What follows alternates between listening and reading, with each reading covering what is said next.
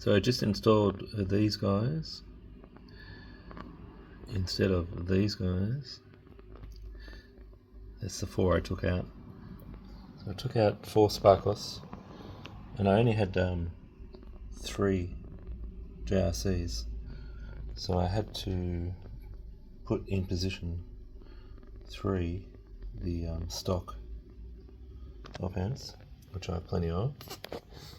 So JRC position 2 and stock position 3, and we're going to be listening to using the blind AB device, which I run remotely, and the 2 amps under here are double stock opamp.